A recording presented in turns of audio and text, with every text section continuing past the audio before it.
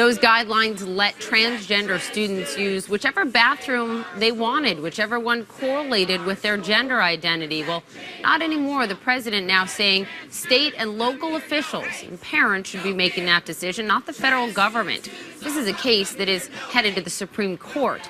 Let's go to the White House where we find our Joe Johnson. Joe, what's interesting about this, other than just the fact that we've had a reversal here from the Obama administration, is the divide within the Oval Office and the president's cabinet, right? You had Education Secretary Betsy DeVos opposed to the administration doing this. Attorney General Jeff Sessions said this is what we should do, and he won out.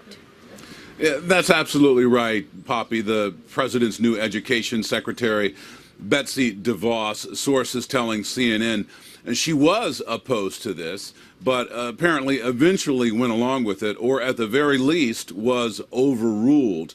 Now, we do have part of a statement that came out from her just last night. It said, "We have a responsibility to protect every student in America and ensure that they have the freedom to learn and thrive in a safe and trusted environment," also adding this is not merely a federal mandate, but a moral obligation no individual school district or state can abdicate. And there was more pushback last night from the recording artist, Jackie Ivanko, whose older sister came out as transgender just a couple years ago. Ivanko tweeting, "You gave me the honor to sing at your inauguration. Please give me and my sis the honor to meet with you to talk transgender rights." We heard from her last night as well. Let's listen.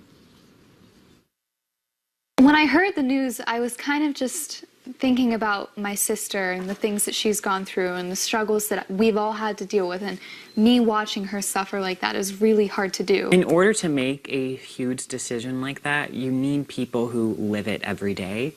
So I feel like it was a little rushed, and I feel like there wasn't a lot of planning that went to it.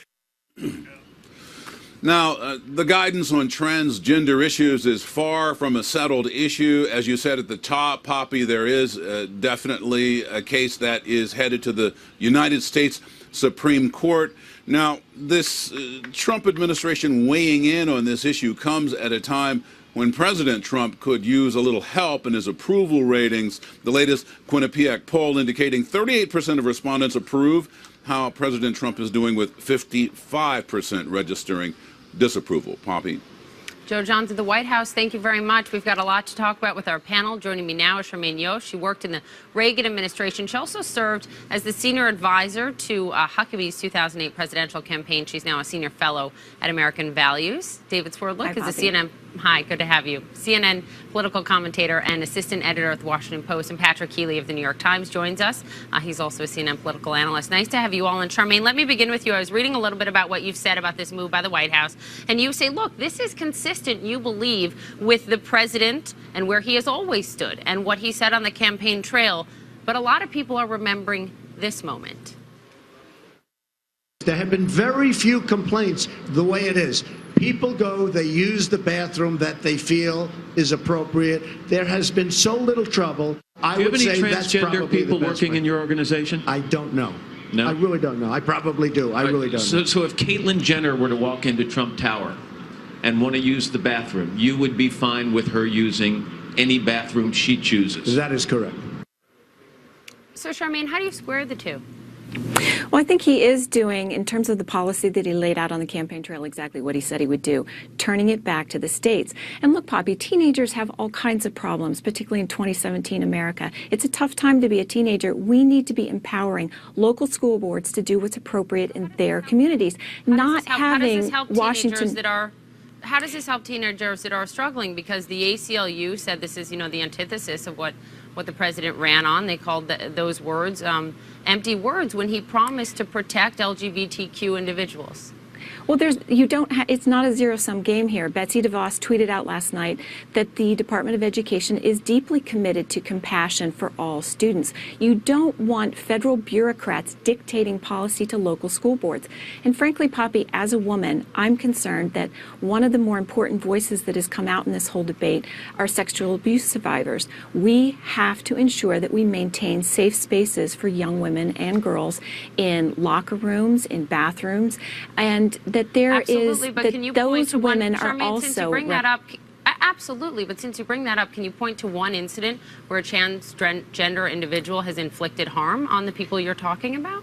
The real issue is the opening that it provides for sexual predators. This makes it much more difficult for law enforcement agencies to identify people who might be using this as a way to get access to young girls and women.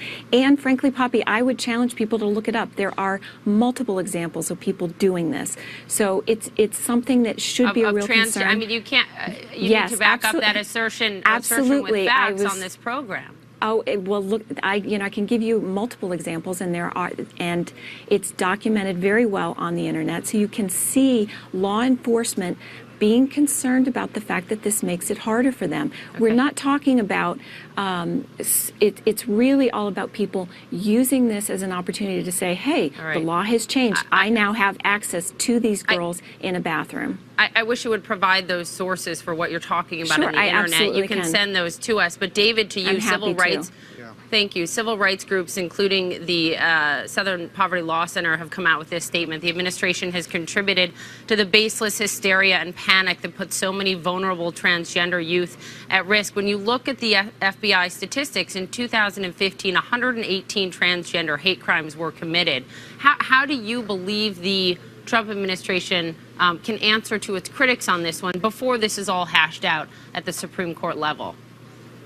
Yeah, Poppy, I'd put three questions to the Trump administration and to Charmaine there. One, on the politics, as you pointed out, President Trump campaigned and said several times that he was going to be a great friend, or words to that effect, to the LGBT community, yet he's kind of prioritized this move in the early days of his administration. Second thing is that if Republicans are characterizing this as a states' rights issue, will they be consistent on states' rights as we go forward on other issues? For instance, will they take the states' rights posture if states with states that have, laws that legalize marijuana? What will Attorney General Sessions' view be on those laws? And then lastly, I would say, yes, as Charmaine brought up, sexual assault victims and survivors have to have a voice in this discussion, but that's the challenge here, right? It has to be balanced against the voice of transgender individuals who do face, especially youth, disproportionate, violence and bullying, et cetera, in schools.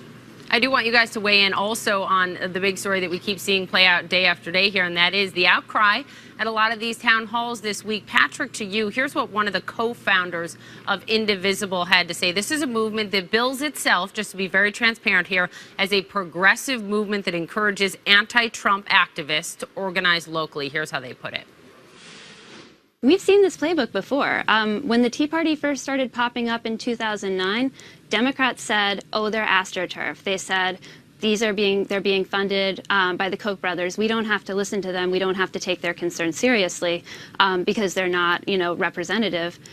And that did not work out well for them. So if I were a Republican member of Congress and I was seeing massive concern from my own constituents, I would recommend that they take that seriously.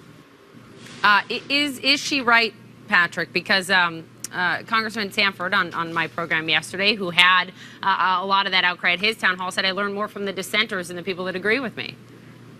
Right. I mean, the protesters, I think, on the progressive side are definitely taking a page from the success that the Tea Party protesters, conservative protesters, had for years. These aren't necessarily people who are professional protesters, Poppy, but they've learned professional tactics for how to protest. They know that right now there is a sense of sort of disorganization or maybe even chaos from some point of view in the Trump administration. There are a lot of different issues kind of going down the tracks in terms of Obamacare, in terms of Russia, in terms of the wall, in terms of tax reform.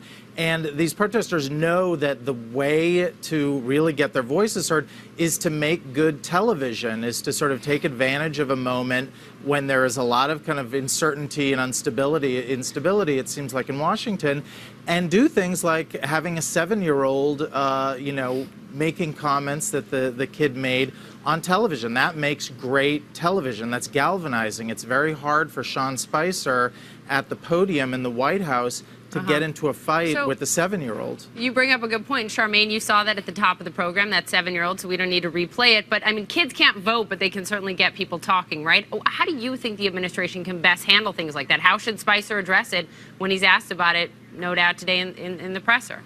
Well, I think we need to stay focused on the fact that, of course, there's some legitimate concerns out there with people. That's what you're supposed to do at town halls. Come out. That's the best of American politics. But let's not miss the fact that you have Michael Moore out there tweeting out, putting lists of town halls, hashtag resistance. You have pre-printed signs, pre-canned chants.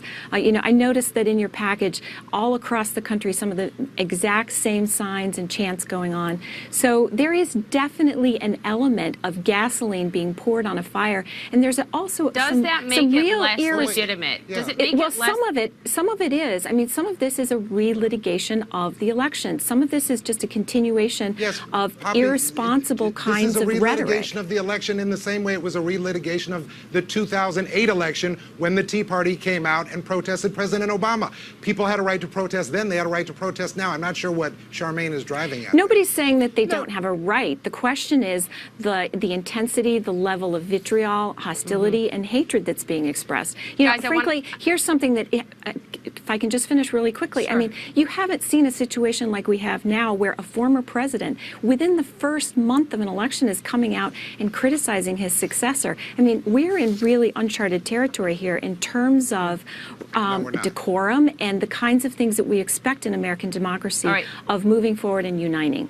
Really quickly, guys, I want to get your reaction to some new polls, new Quinnipiac polls coming out about the president and his performance. Let's pull this one up about truth and who people trust most. When it comes to who voters trust most overall, the news or the president, 52% trust the news more than the president, but there's this big divide. So many more Republicans trust the president than the news, and vice versa when you look at Democrats. Patrick, what do you make of these numbers?